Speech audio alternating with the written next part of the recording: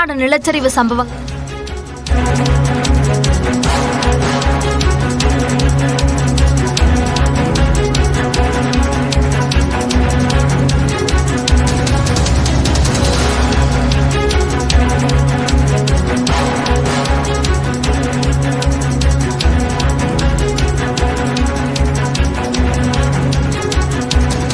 வயநாடு நிலச்சரிவில் சிக்கி உயிரிழந்தோர் எண்ணிக்கை 222ஆக அதிகரித்திருக்கிறது.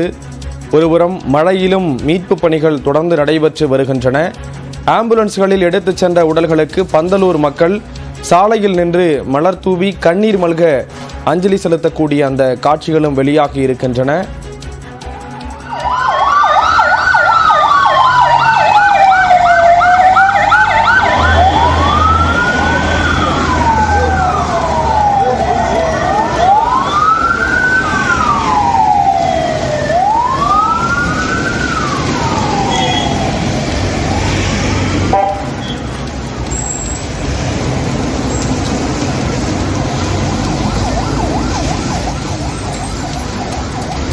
வயநாடு நிலச்சரிவில் சிக்கி உயிரிழந்தோர் எண்ணிக்கை 222ஆக அதிகரித்திருக்கிறது.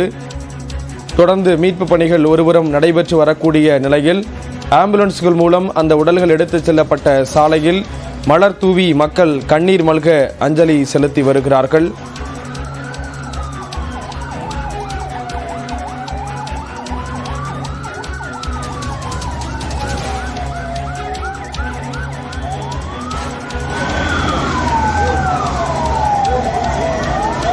வயநாட்டிலிருந்து மலைப்பாதை வழியாக 45 கிலோமீட்டர் தூரத்திற்கு எடுத்துச் செல்லப்படக்கூடிய ஒரு சூழலில் சாலையில் நின்று ஆம்புலன்ஸ்கள் செல்லக்கூடிய அந்த பாதையில் நின்று மக்கள் கண்ணீர் மல்க மலர் தூவி அஞ்சலி செலுத்தக்கூடிய காட்சிகள் வெளியாகி இருக்கின்றன. உடல்கள் நாடுகாணி வழியாக வயநாட்டிற்கு ஆம்புலன்ஸ்கள் மூலம் எடுத்துச் செல்லப்படக்கூடிய அந்த காட்சிகள் வெளியாகி இருக்கின்றன. ஒருபுறம் நிலச்சரிவின் காரணமாக உயிரிழந்தோர் எண்ணிக்கை என்பது 222ஆக அதிகரித்திருக்கிறது. இதுவரை சந்திக்காத ஒரு பேரழிவை கேரள மாநிலம் சந்தித்திருக்கிறது. தொடர்ந்து மீட்பு படையினர், இராணுவத்தினர் உள்ளிட்டோர் மீட்பு பணிகளில் இரவு பகல் பாராமல் தொடர்ந்து ஈடுபட்டு வருகிறார்கள். ஒருவரும் மழை பெய்து வந்தாலும் அதனையும் பொருட்படுத்தாமல் மீட்பு பணிகள் தொடர்ந்து நடைபெற்று வருகிறது. பாதிக்கப்பட்ட மக்களுக்கு ஹெலிகாப்டர் மூலம் உணவுகள் வழங்கப்பட்டு வருகின்றன.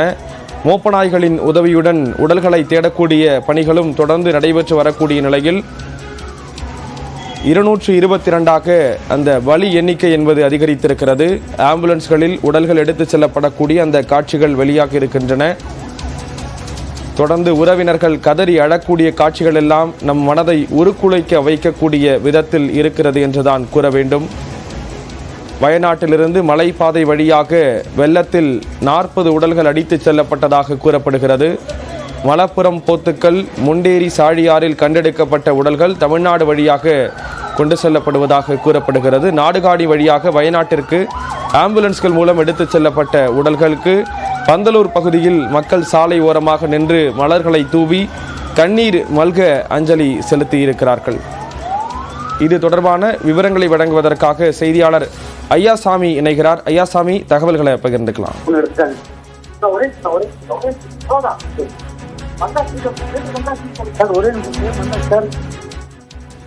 வயநாடு நிலச்சரிவில் சிக்கி பலியானோர் எண்ணிக்கை 222ஆக அதிகரித்திருக்கிறது. சாலையில் உடல்கள் ஆம்புலன்ஸ் வழியாக எடுத்து செல்லப்பட்ட நிலையில் மக்கள் கண்ணீர் மல்க அஞ்சலி செலுத்தி வருகிறார்கள். விவரங்களோடு இணைகிறார் செய்தியாளர் ஐயாசாமி. ஐயாசாமி, தகவல்களை பகிர்ந்துக்கலாம்.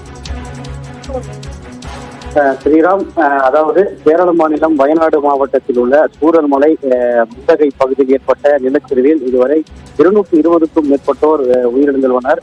அவர்களின் உடல்கள் மீட்கப்பட்டு மேப்பாடியில் உள்ள அரசு மருத்துவமனையில் கொண்டு வரப்பட்டுள்ளது. மேப்பாடியில் உள்ள அரசு மருத்துவமனையில் கொண்டு வரப்பட்டுள்ளது.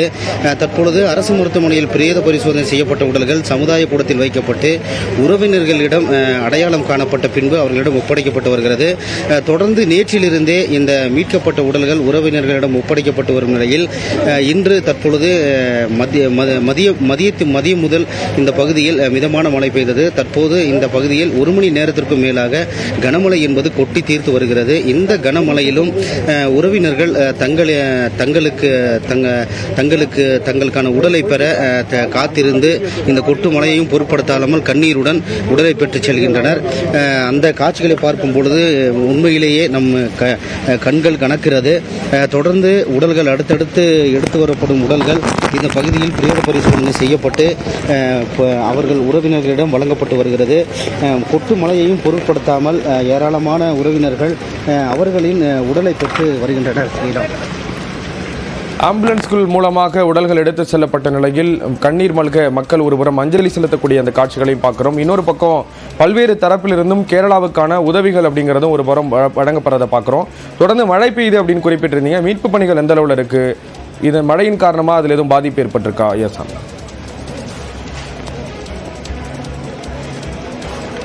ஸ்ரீராம், நிச்சயமாக, அதாவது இந்த காலை முதலே 2 நாட்களாக இந்த மீட்பு பணிகள் என்பது தொய்வில்லாமல் நடைபெற்று வருகிறது.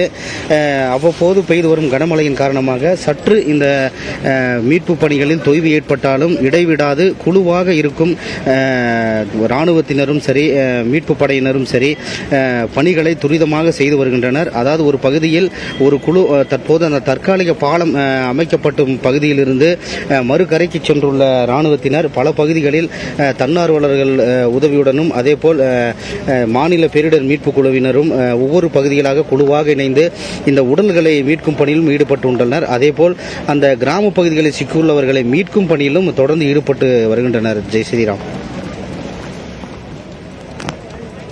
விவரங்களை கொடுத்ததற்கு நன்றி ஐயாசாமி.